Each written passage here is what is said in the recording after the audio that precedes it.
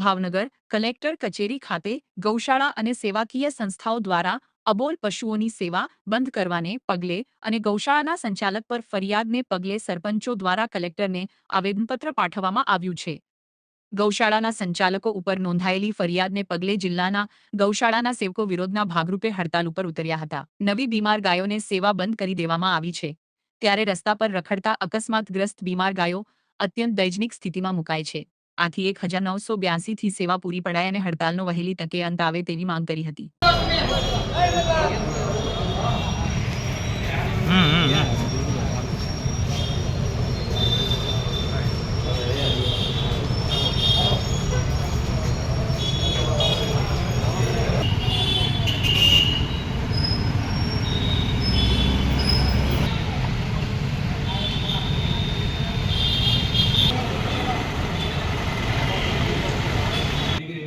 જેને અનુભવ છે એ તો કામ કરે જ છે સાહેબ।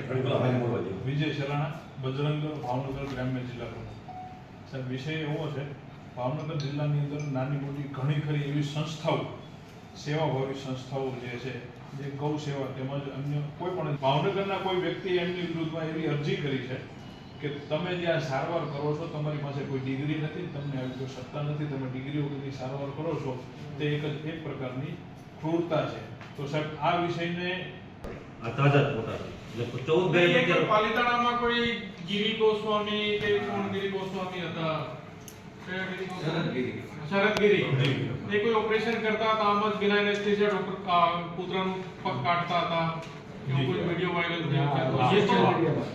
ये तो मतलब મારું નામ ગોયલ મહેન્દ્ર સીપી ગોયલ વાવડી, સરપંચ શ્રી, અને આમ હું ભાવનગર જિલ્લા સરપંચ પરિષદનો પ્રેસિડેન્ટ। આજનું જે અમે કલેક્ટર સાહેબને જે આવેદન દેવા માટે જે આવ્યા છીએ, તો હાલમાં જે પશુઓની જે સારવાર જે તે સંસ્થામાં કરવામાં આવે છે, તો સરકારી જે ડૉક્ટરોનું કેવું એવું છે ને કે એસોસિએશનનું કેવું કે જે તે સારવાર જે સંસ્થામાં જે કરવામાં આવે છે તે સારવાર સરકારી ડૉક્ટર્સ જો કરે તો જે લોકોને અનુભવ હોય તે સારવાર ન કરે એવું એ લોકોનું કહેવું છે। તો જો રખડતા જે રેઢિયાર જે માલો છે, જે પશુઓ જે તે કોઈ બિનવારસી પશુ છે, એને અમારા જે વિસ્તારની અંદર કે અમારા ગામની અંદર કોઈ એક્સિડન્ટ થયેલો કેસ હોય તો એમને જ્યારે લઈને જે તે સંસ્થાએ મોકલવામાં આવે છે તો સંસ્થા તેની વ્યવસ્થિત રીતે સારવાર કરે જ છે। તો સરકારી ડૉક્ટરો અત્યારે ઓછા હોવાને કારણે તો ત્યાં સંસ્થા સરકારી ડૉક્ટરો પૂરે પહોંચી શકતા નથી, અને જે સંસ્થાઓ જે કામ કરે છે તો એ લોકોને સંસ્થાઓને કામ પણ કરવા દેવું નથી, જે કે ભાઈ અમારા પ્રાઇવેટ ડૉક્ટરો કામ નહીં કરે, અમે સરકારી જે ડૉક્ટરો છે તે કામ કરશું। તો જે તે વિશે અમે કલેક્ટર સાહેબને આવેદનપત્ર દેવા માગીએ છીએ કે જે પશુઓ આજની તારીખમાં 20 ગાયોના મૃત્યુ થયા છે આજે 4-5 દિવસની અંદર। તો સંસ્થાઓ જે છે તો અત્યારે એ સંસ્થાઓ અનસર ઉપર ઉતરેલી છે કે જ્યાં લગી આનું નિરાકરણ ન આવે ત્યાં લગી અમે કોઈ પશુઓની સારવાર કરશું નહીં। તો આ જે 20 ગાયોના જો મૃત્યુ થયા હોય તો આજુબાજુના વિસ્તારમાં હાહાકાર મચી ગયો છે। તો આનું કોણ? પશુઓનું। તો સંસ્થા છે તે કરી શકે છે, જ્યારે સરકારી જે ડૉક્ટરો છે એ તો સારવાર કરશે, પણ ક્યાં લગી તમે કોઈ પ્રાઇવેટ માલિક રિંગ કરશે તો જ તેની સારવાર થવાની છે।